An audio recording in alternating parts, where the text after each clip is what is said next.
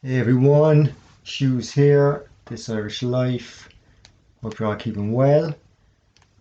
Back here for episode 5 of the Buried Ireland series, where we're looking at the buried castles, abbeys, starforts, the megaliths, the cairns.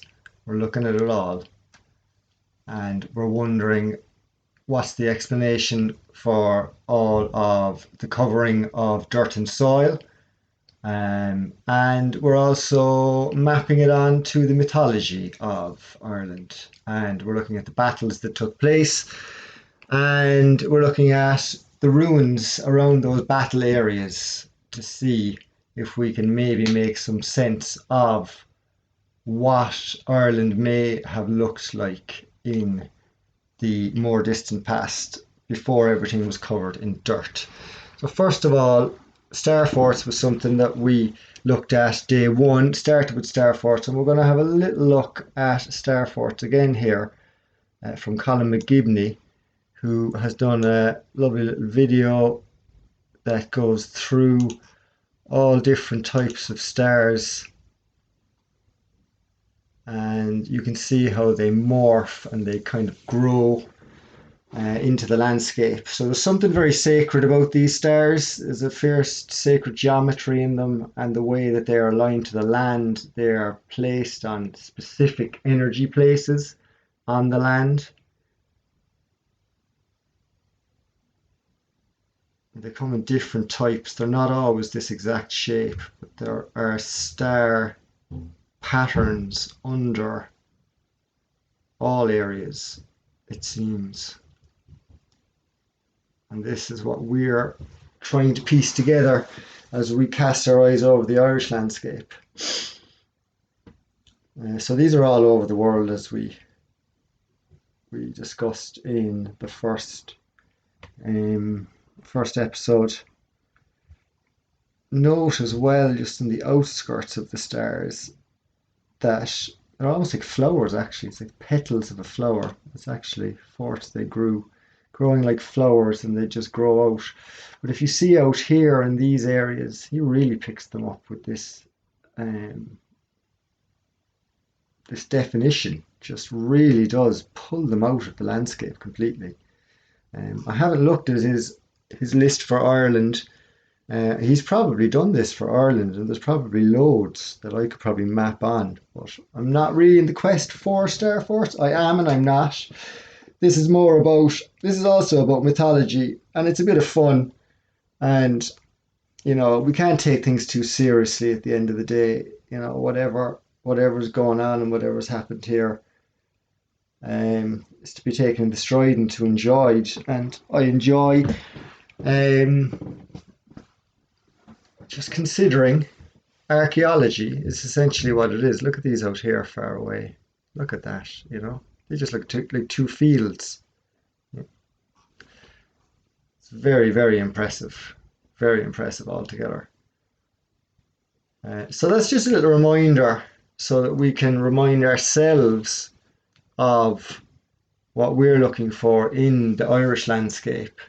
And they're not always available to view. And oftentimes they're covered in dirt. So we need to work on the outside pattern is what we need to work on. Managed to get rid of the favorites. Labels, huh? Who'd have thought it? Labels. So we're just bringing this map back here. So what we're going to talk about today, we're reminding ourselves, right, that this landscape here is a lot of walls in like those patterns that we saw earlier on. Like this is even more mud covered probably than today.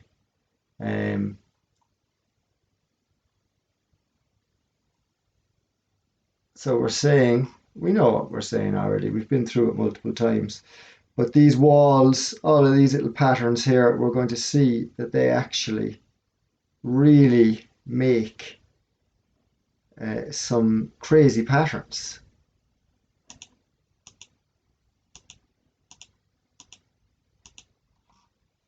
Let's have a look. So today we're going to have a look at Loch Corrib,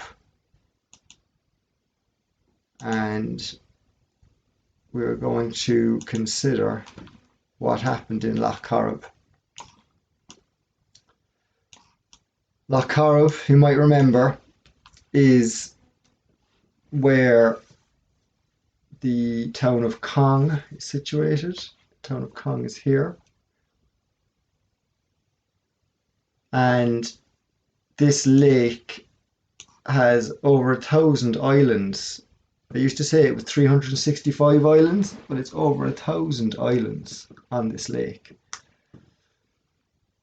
A lot of these lakes have masonry on them as well, so there's old buildings like churches. There's stories of St. Patrick coming here. And the reason that we're going to look here today, I know I mentioned at the end of the last video we were going to actually look at some of the land and make out the cairns and the mounds. But the reason I was drawn here was because the story of Bress, and that Bress insisted that the Dagda would make him a fort, and the fort was at this place called Dún Bress. And the Dagda built him this fortress at Dún Bress, and Dún Bress is mythologically on the river, or not on the river, on Loch Corrib.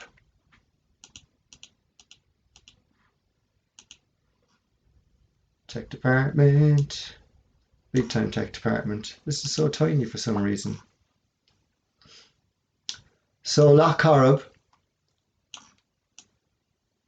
is a corruption of Loch Orbson, another name for the Tuatha Dé Danann figure Manannán mac Lir. We're not going to go into Manannán today, but he's related to this area, and Manannán was also known as Orbson, and the lake is named after him. So Orbson Lake is this lake here. It's Loch Corrib is Orbson Lake. So we'll see in a minute.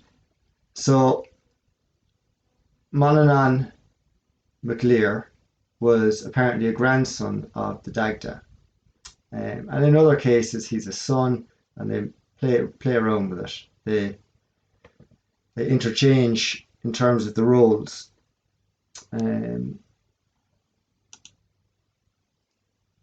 But the reason why we find out that this is the place for him is that we have an excerpt from the Dinshankas that mentions it right here. And it says that, where are we now? This is the one. So I'm going to read this little bit. Sorry for being a bit erratic, but we're going to read this bit here. So this is from the Dinshankas. This is Old Irish Tales. And I'm going to read this. Drumnahar, Ridge of the East, was its name at first. And to give you some background, this is before the last battle. This is in the second battle of my turret. This is in the lead up to the ending of it. And the setting is that the Fomorians, Bress and his gang, are being pursued by the Tuatha Dé Danann. So Drumnahar was its name at first till the three Findemna, Finns of Owen, gave battle to their father there, even to Yuchad Feidloch, King of Ireland. Bress and Nar and Lothar were their names, and in Owenwaka there they were reared. Or Owen is the very thing connected, and at one birth they were brought forth. They marched through the north of Ireland, over Farbil and over Esruad, and crossed the rivers Dubh and Drobas, and Dal and Schligach, and over Shancoran and Segas, and Maelurg and Mainai, and my Cruachan. And there their sister Clothrú sought them, and wept to them, and kissed them. And said she, I am troubled at being childless. And she entreated them to lie with her. And then was born Lugad, Red Stripes, the son of the three Findema. This was done that they might not get truth of battle from their father. Thereafter they marched from Cruachan over Athlone, throughout Meath, and over Afena, Finglas, and Glastrasna, and Glascrinid, and Drimnahar. Thrice 3,000 then, with Uchud he ordered a fast against his son to overthrow them, or to make them grant him a month's truce in battle. Nought, however, was given him, and save battle on the morrow. So then Uchud cursed his sons and said, Let them be like their names, Noise, Shame, and Trough. And he delivered battle to his sons and their troops, and crushed 7,000 of them. And the sons were routed, with only thrice 9 in their company, to wit 9 with Nar, who reached Tirnanar in Ummel, and there he fell at Leanacor. 9 others with Bress at Dún Bress by Loch Orbson, where he fell, and 9 others with Lothar over Athlone, and there he fell, and like his brothers was beheaded. And then before nightfall their 3 heads came up to Drimcreach, and there Uchud uttered the word that from that time forward no son should ever take the lordship of Tara after his father, unless someone came between them. So what was all that big story about? It was a mouthful there. What I wanted to show in that story is the number of place names that are related in these stories. There's endless place names. Like each of those place names can be traced back to a place that is either real or mythically related to the place in physical Ireland. And what we found in this Dinshankus, which I got from archives, university archives, it says that Dún Bress, that was made by the Dagda for Bress, is on Loch Orbson. And this once again brings us to the intrigue of the lakes and what was going on in the lakes. This is something that we really need to consider strongly. And that's why I'm looking at the lakes first, more so than I'm looking at the land, because something was going on in the lakes. Because we've got Loch Key over here that we looked at that has the castle on it. I need to pull out I'm going to pull out the favourites. I'm going to pull out the hearts, because we've got the castles over here, and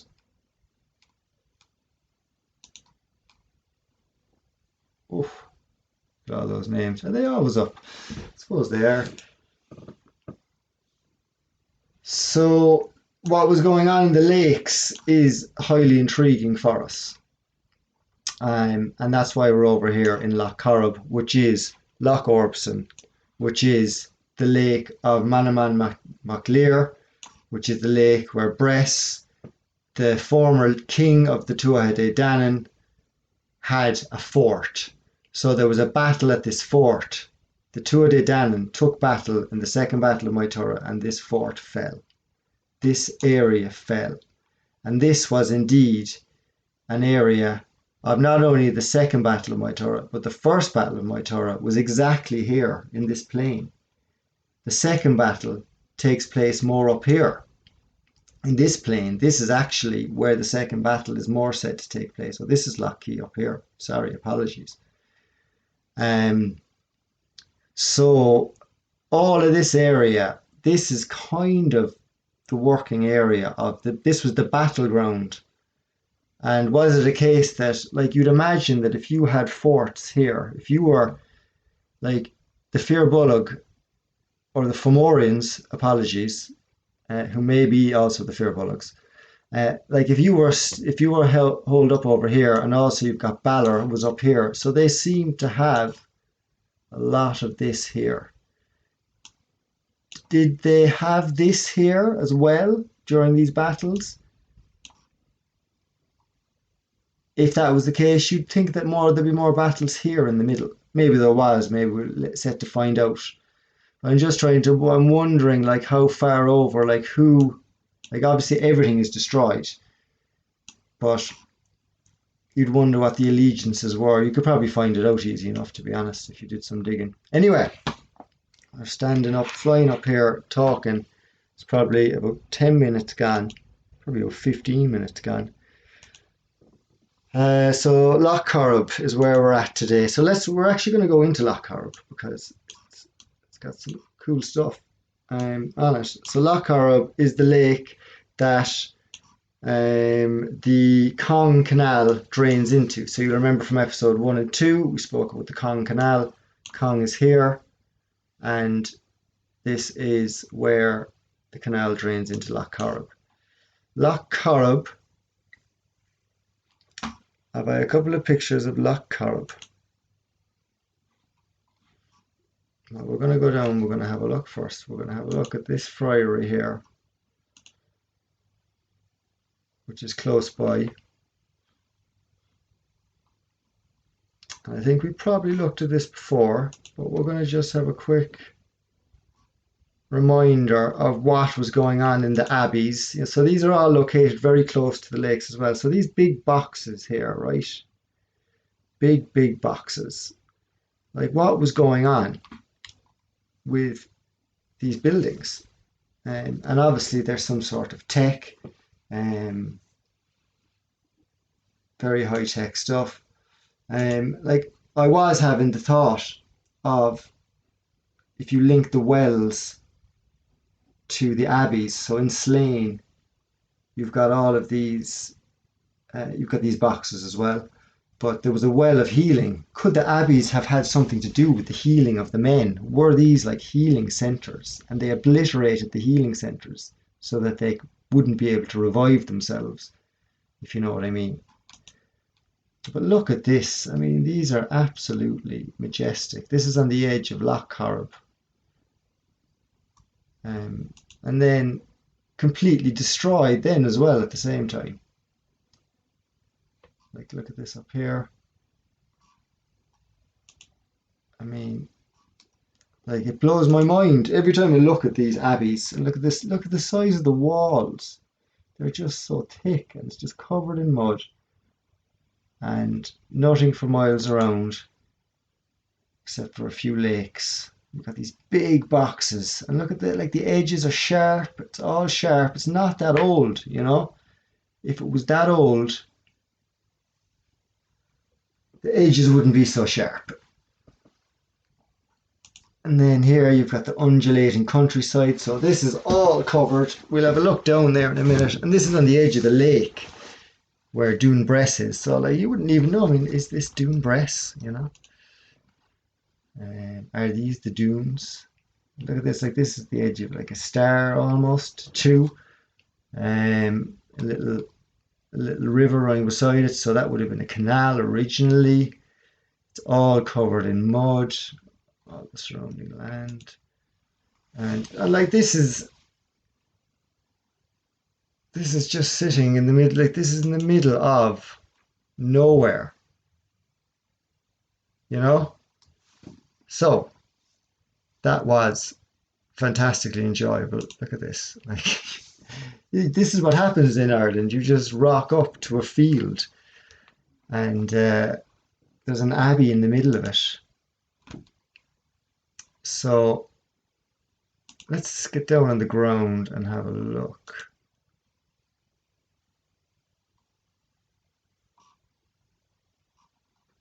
If I go back all the way up, I might just go down to here. If I drop down, oh, look at this. I'm actually in there. Like that. Look at the thickness of these walls. And look, gravestone just sitting there. Really cool. Can I walk around in here? That is very cool altogether. Could I drop myself into here? Interesting.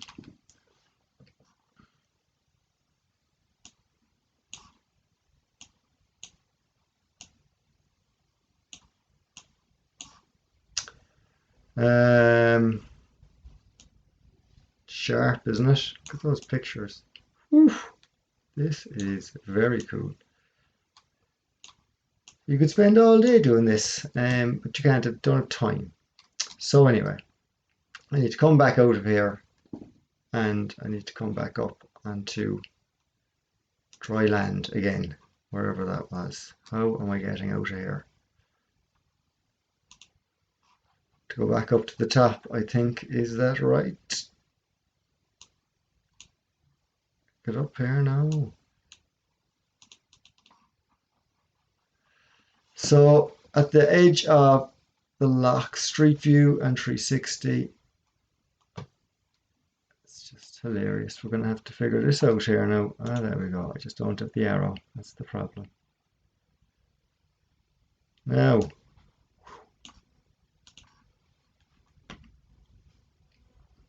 so let's just fly down there.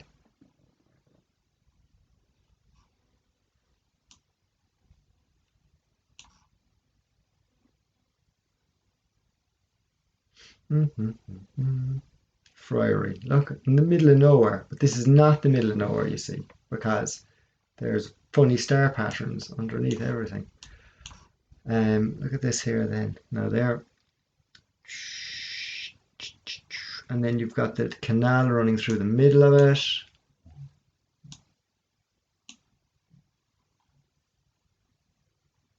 And like what I'd like to see is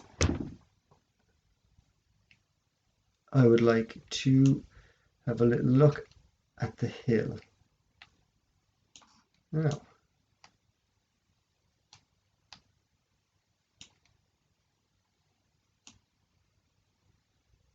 so it's a bit finicky to get, so apologies if it's a bit dizzying at times, but if I want to get the view of the land, I'm afraid I have to do it. So this is very flat here, all this area. Look at these.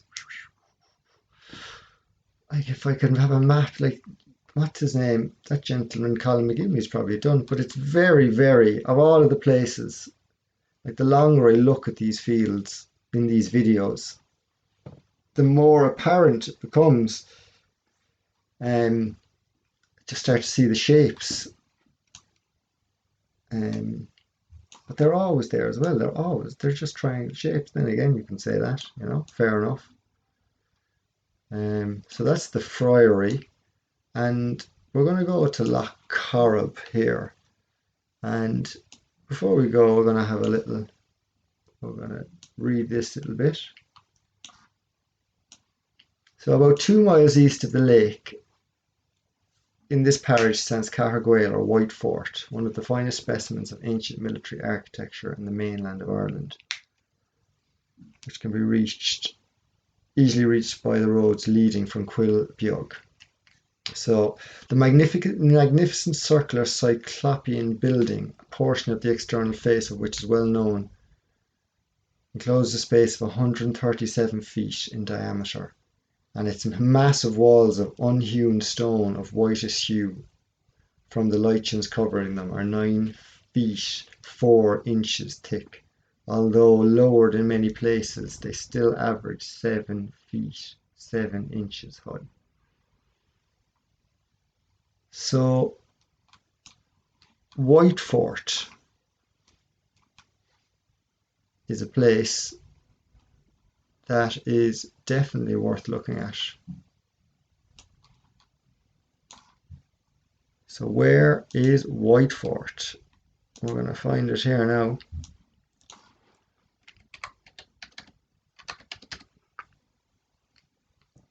White Fort in Mayo.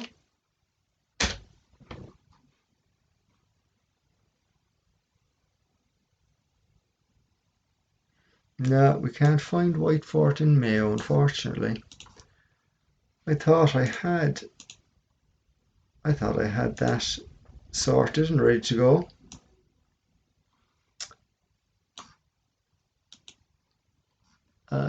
Not to worry. Not to worry. So we're down here. We've managed to put roads everywhere. Great. Oh, they're gone now.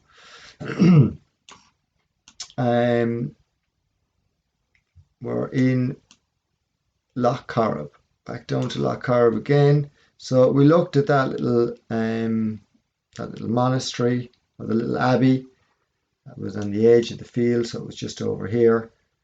And what we need to have a look at is, I thought we were going to look at the white, that rock, but we're not. We're going to have a look at these islands here.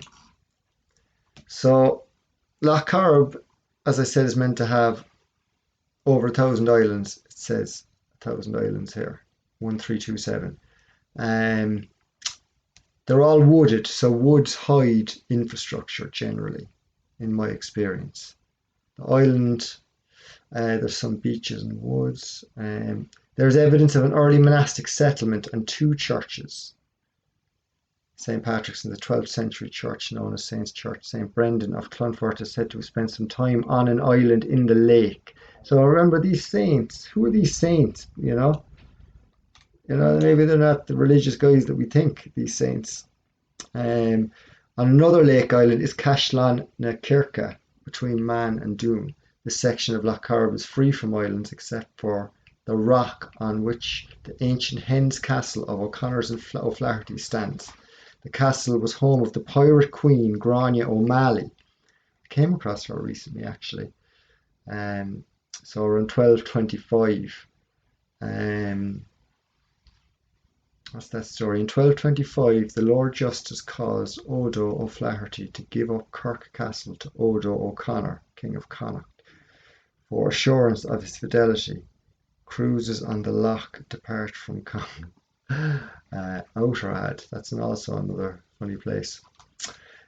So we've got a huge number of islands in here, and I don't actually know which islands have the heaviest masonry. We're going to drop down into a couple of them. We're going to just see for ourselves that when you look at these, like, it's often when there's outlines of trees, you generally have walls knocking around. The trees were put on for the walls. So any outlines of these trees here, you can be fairly sure, like look at this here, you can be fairly sure that there's walls underneath wherever there's trees. It's usually the case. Look at this here. Like these are just like flooded. Is this a possibility that this is a flooded Starfort, or flooded network of Starforts? And what was going on in the lake, I don't know. Were they living in the lakes? There is talk of that they lived in the lakes. As I said, like in Killarney. But it's just looking at these here, it's all these odd shapes, and there is infrastructure on them. People live on these islands, obviously. Is this one connected to the land up here? Is the land coming in here? Oh yeah, so this is the island. The land is up here. Is it? Yeah, pretty much. But this all here would have been would have had settlements on it. So with that, I think it would be interesting to get the map of Connacht that we had at the start of the presentation. And we'll dip back into a bit of mythology then. We're going to talk about Eru, the goddess. This lady here, goddess, and a very prominent character in all of Irish history. Ireland is named after this goddess. So we're going to get our picture of Connacht, and we are going to zoom in.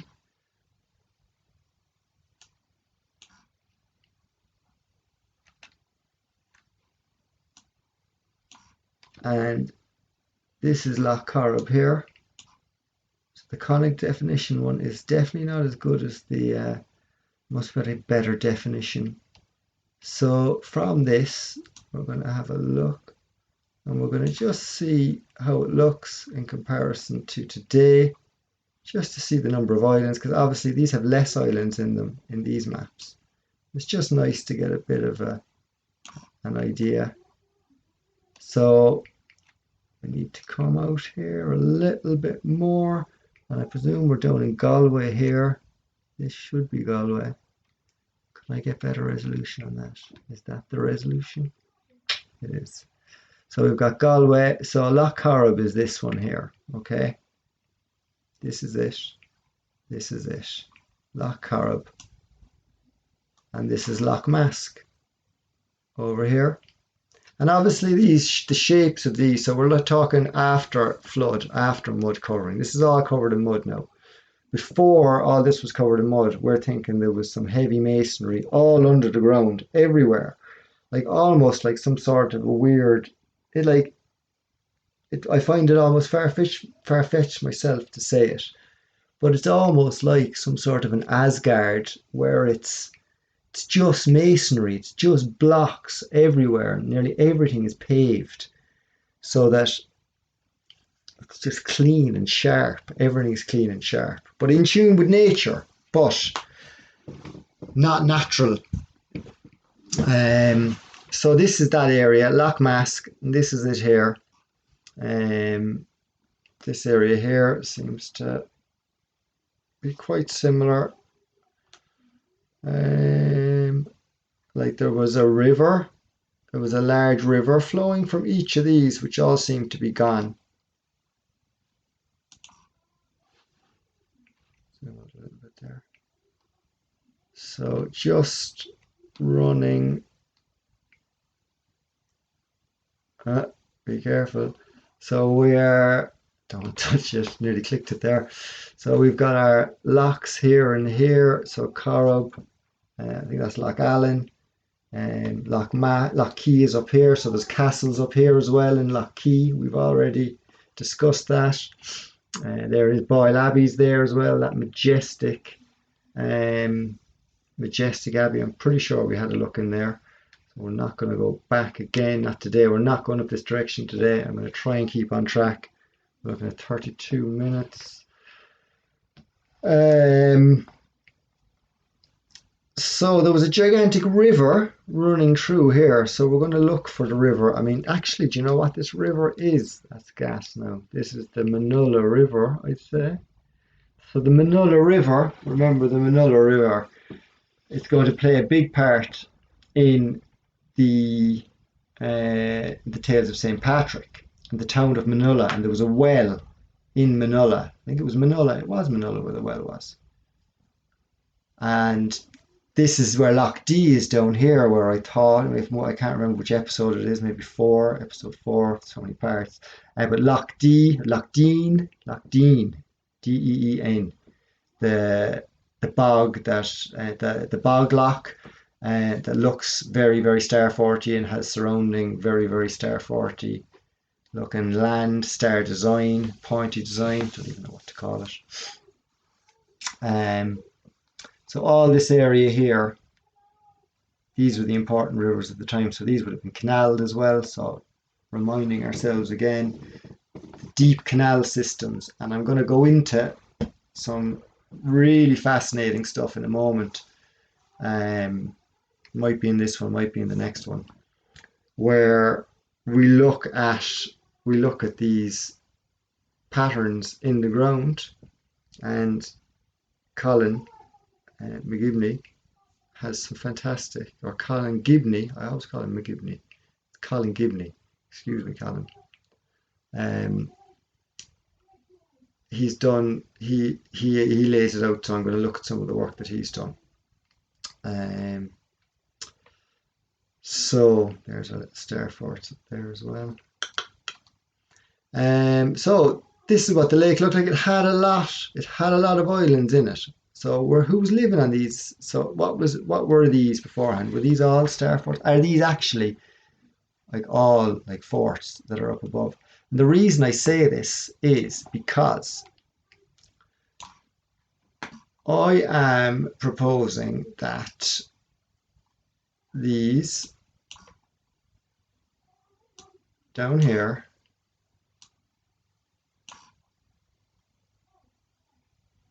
could be the remains of forts, star fort formations, star patterns, right?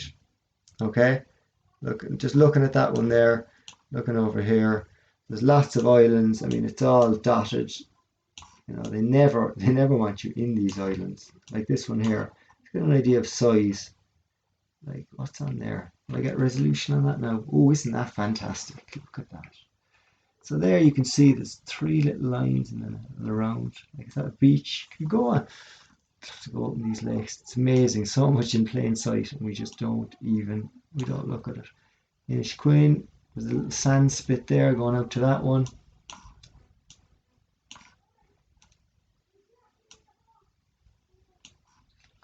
There. And the reason I say it is, and look at this, and then come with me down to Cork, where I'm actually living.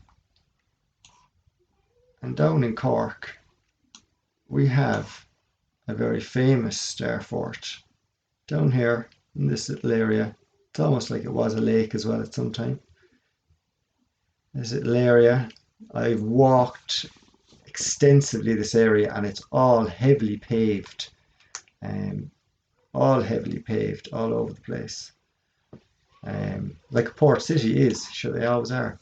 Port cities are heavily paved. They're just there. So look down here, and we've got in the middle of Cork Harbour, we've got Spike Island, which is used as a prison, and it's a Starfort, and it's also got a wider star also coming out as well, right? And then even we look here, like, is Dupree, where's that? I mean, I haven't even looked here. Like, this is probably a star here on the edge. You can see the angles. Golf course. It's not a golf course. But look at these shapes over here as well. This is in the water, and this is an accepted kind of Starfort area. Over there. So that's why it's very plausible that islands in the middle of lakes could certainly be Starforts, in the same way as, because we've got one buried over here in Tyrcrone, that there's you have to consider the possibility that there's more stuff, there's more masonry, there's more buildings under the ground. You have to consider it, but in light of what you're seeing, if there's one, there's clearly more, So with that, let's have a quick look at Loch Mask as well. I'm not really familiar with Loch Mask, but this is where the Cong River, so there was a canal, the Cong Canal, which joins Cong, and oh yeah, it goes up through here, this direction, up here. We spoke about the Cong Canal in episode 2. So you're looking over here, what's over here? I haven't looked here at all. So bear with me if it takes a minute or two. How are we looking for time? Cottage Road. So generally there's not really much happens in these areas. It's essentially kind of boggy, mountainous, rugged terrain. But there's a certain intrigue to it. Like, do you know what I'm going to do? I'm actually going to switch around. I'm going to have a look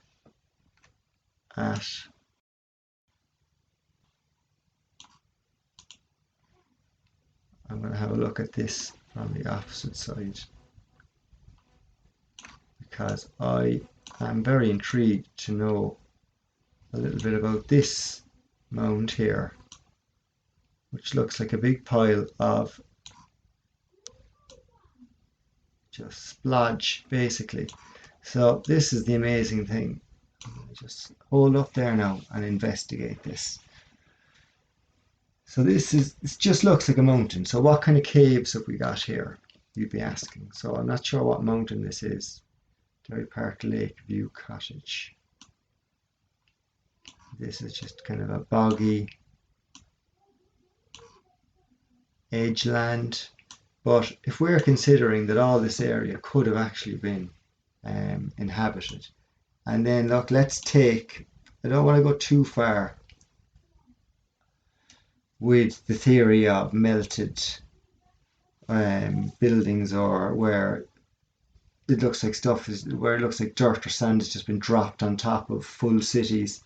But it has happened in India. It's like, what's down here? Like, there is a precedent for what is that? There's a couple of trees, are there? I'm going to just scroll along here for a moment, because like what I'm interested to know is, like, in my mind, these are either the remains of potentially giant tree roots, if we're talking about the giant tree scenario, or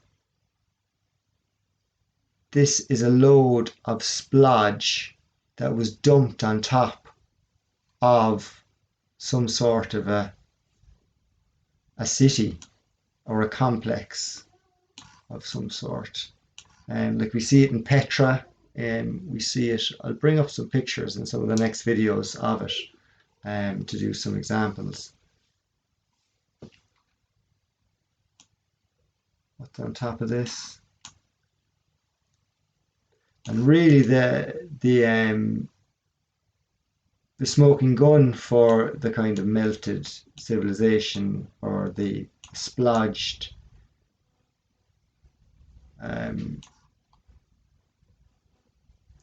like, for this to have something to be dumped on top of it, is that something that's dumped on? You need caves and cave systems, elaborate cave systems. So I'm interested to know, is there stories of cave systems going with here? And this seems to be, is Finney, is it?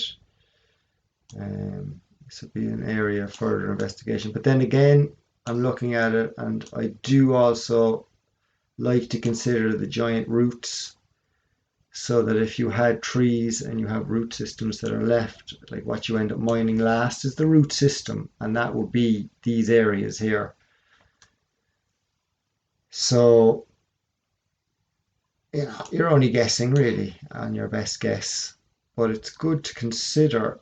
Look at this rugged terrain, and there is, in one of the later episodes, we're going to look at Ben Bulben.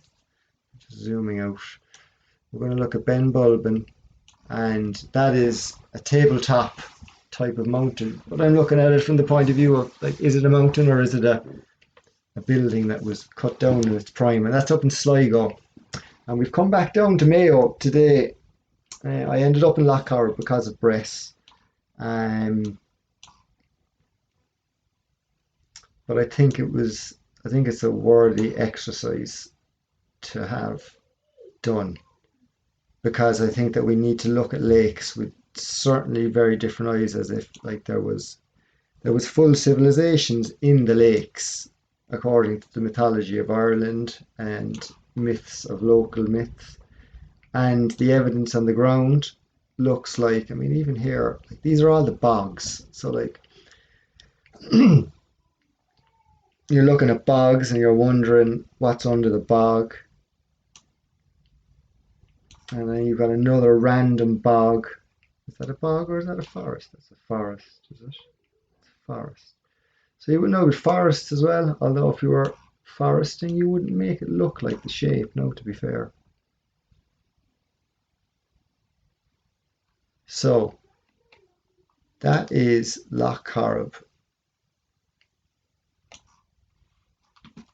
And we need to consider what is in the lakes. We've already seen examples of several lakes that have buildings in them. So, of course, there's going to be more. It only makes sense that there's no. I'm going to finish this one up. We're going to finish up with an introduction to the namesake of Ireland, the goddess Eru. And the reason that the goddess Eru was important is that she's been around since the beginning, and she is one of the original Tuatha De Danann. She's one of the original goddesses who was of the union of Daelbath and Ernest. And she is usually shown as a part of a three goddess combination, triple goddess, where each of them would represent different personalities, called the Morrigan, so, or na Marigna Oscailga. So Eru made some very shifty decisions in Irish history, and she really seemed to like the power. She is one of the original goddesses of the Tuatha De Danann. So she's almost Danu herself, and Danu we will talk about as well. She could possibly be Danu in the fact that we have such a combination of mothers and fathers and brothers and sisters all becoming one. Sometimes even men and women shift role. Like Ernmes is portrayed as a man in some mythology in Ireland. So it's difficult to pick through, but we're not going to really, like, I personally think that it probably comes down to a handful of people, and I've always considered this um, in any other work I've done previously on Mesopotamia, Egypt, India, all of those gods. Like, I've looked into an awful lot of that as well. And this is the first time I've really gone in depth with the Irish gods, just as I'm doing this project. And what's becoming clear is that once again, there's just a handful of siblings and step siblings who over time have had mighty quarrels, earth ending quarrels for reasons that we would consider quite childish. And they were all having affairs with each other, and they were all having kids, brothers and sisters, brother and sister. Like, Eru is the daughter of Elaha, or the daughter, no, Eru is, as one of the Marigna, she has a child with Elaha called Bress, and Elaha and Eru are brother and sister in the tales. So, like, Elaha is also, we'll go into that there. See, you can't even remember off the top of your head. It's so flippant, so complex. Anyway, this is Eru, the goddess of Ireland. With her sisters Banba, Fowla, she was part of a triumvirate of goddesses. When the Milesians arrived, this is the shifty decision. When the Milesians arrived from Galicia, each of the three sisters asked that their name be given to the country, which was granted to them, although Era became the chief name in use. Bamba and Fowler are still sometimes used as poetic names for Ireland. I didn't realise that. Much as Albion is used as a poetic name for Great Britain. Eru was said to have been the wife of Magrena, a grandson of the Dagda. So she was the wife of Magrena, so Magrena and Macecht. So that, once again, she was also the wife of, but technically she was the wife of the Dagda as the Morrigan, or as the Morigna, but also she was with Elaha, her brother, who was a Fomorian. And we're going to go into that in more detail another day. But anyway, we won't try to unravel it right now. But the idea of Eru and the Morrigan or the Morigna, like, she was always portrayed in the mythology as one or all of them. So the Morrigan, when she was all of them, and the Morrigan was, we've seen her in some of the myths. You know, she was a war goddess and a fertility goddess. She was almost like Athena type of goddess, really getting involved on the battlefield and taking a role in it, but also quite an appetite for the lads as well. And her son was Bress. So Bress is Eru's son. So why we're talking about Eru is because she was the mother of Bress. Bress, who had the fort Dún Bress at Loch Corrib, which we just looked at. So Bress could very well have been, like Ashton Castle could very well have been his house. Who knows? Um, so different texts have attributed different personalities and relationships to Eru. Her husband has been named as Magrena. She's also been portrayed as the lover of Elaha, a prince of the Fomorians, with whom she had the son Bress, and she was a mistress of Lug, Lavada. Both Elaha and Eru are described in some sources as the children of Delbath, indicating they may be half-siblings.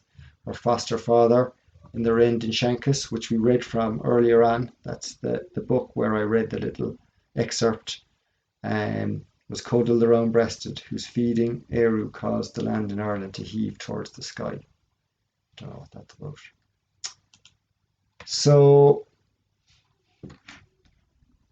Eru was the mother of Bress, who was the Tuatha De Danann king who caused the war, the Second War of Moytara. So Eru, and she was also part of the Morrigan, or the Morrigan. She was the daughter of Daelbath and Ernest of the Tuatha De Danann. And Daelbath and Ernest were also Elaha's parents. And Elaha is the father of Bress with Eru. So these were brother and sister. And Daelbath seems to be the original Fomorian, and Ernmas was the original Tuatha De Danann. But were they all? They were all originally from the children of Nemed. So they're all the same at the end of the day. But we're going to actually do a proper deep dive into that. So wait for that before getting your head too wrapped up in it. The English name for Ireland comes from the name Eru, meaning land. She's the modern day personification of Ireland. Eru, go on Eru. Mother Eru, keep us safe during these odd times if you are about.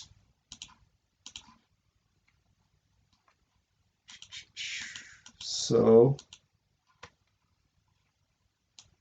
I'd say that could be all for Eru. We've got Loch Corrib. Let's have a little chat about Loch Corrib before we go. What are we on? 52. Loch Corrib is a lake in the west of Ireland, near the Galway River. The River Corrib of the Galway River connects the lake to the sea. The first canal on the island was cut in the 12th century, known as the Friar's Cut, and it allows boats to pass from Loch Corrib into the sea at Galway. So they're admitting also that a canal was built from Loch Corrib into the sea. So we might look at that someday as well. Friar's Cut. Loch Corrib was designated a Ramsar site in a special conservation area as well. Don't touch anything. It's got all these islands.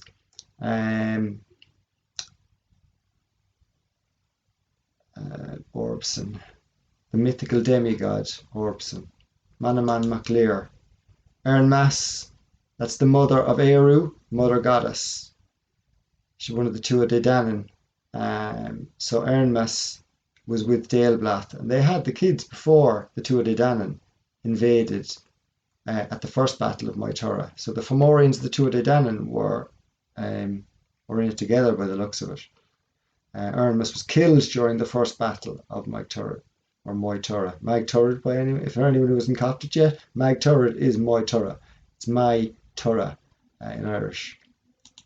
Macha, so that was another name for one of the Morrigan. So Eru, Banba, and Fowla were the traditional names. Vaca, Macha, who we're going to do a special on. We're going to look at her with Navan, because she's named after Navan, which is the place close to Slane. So Vaca, Own Vaca, you might remember, Navan Fort. So we might have a look at Navan Fort, and this is her place. So Eru's place was Navan, if she was indeed only one person and not three, and they were just different names and different personalities. Before we finish, we'll give a quick overview of the Morrigan, because I think we need to. We've spoken about Eru and Vaca, but essentially the Morrigan, called Namorigna, is the correct name. It's not the Morrigan. She's listed among the Tuatha De Danann as one of the daughters of Ernmas. So she is listed as a daughter, and she's a granddaughter of Nuada somehow. But Nuada is apparently the brother of the Dagda. But anyway, we're not going to get into this. I don't even know why I said it. Sorry. So the first three daughters of Ireland must have given as Eru, Banba and Fowler. Their names are synonyms for Ireland. They respectively married McGrain and McQuill and McKecht. They're the three guys who lost Ireland to the Milesians. So those three guys were, I think they were of the lineage of Luglavada. They were the last three Tuatha De Danann kings. And these ladies actually jumped ship on the lads apparently and said that when the Milesians came, Eru, Banba, and Fowler said, "Name the country after us." We spoke about this earlier. Name the country after us, and you will be prosperous. And the lads did name it after them, and they bailed on their husbands by the looks of it. But they've been around for a long time. These are archetypal goddesses. So are they three? Are they one? We're not. We don't know. It's just in the realms of you can't even put sense around some of these things. Oftentimes, um, so Irmas's other three daughters, Bab, Macha, and the Morrigan. The Morrigan's name is also said to be Anand, and she had three sons. So you could go into that. What's the difference between the Morrigan sons and Bress, Eru? What's the difference between a Morrigan son and an Eru son? Eru, Bamba, Fowler worshipped Bab, Macha, and Morrigan respectively. According to Geoffrey Keating's 17th century History of Ireland, Eru, Banba, and Fowler worshipped Bab, Macha, and Morrigan. It's odd. So it's almost like that they're higher than them. I'm not sure. But she lays with the Dagda, and that proves to be a good sign for the Tuatha De Danann winning. So she's very powerful, and she seems to have the power of prophecy and the power to let people win. She's got some nature magic as well, and Fomorians, like she chants a poem, and they're driven out to sea, and she changes the weather. The Morrigan, she's called the Dagda's envious queen, fierce of mood. So in one story, she is she's almost the sister of the Dagda and the wife of the Dagda as well. And she's a shapeshifter and a cunning raven whose pleasure was in mustard hosts. So there's more to be had on Morrigna, like a cave in Cruachan's in Mayo as well. So all of this was happening in the tales and the hills of Mayo. But we're going to leave it there anyway for now. Great to talk to you again, and I'll be back with part 2 of episode 5. I hope you enjoyed and think good thoughts. It's great.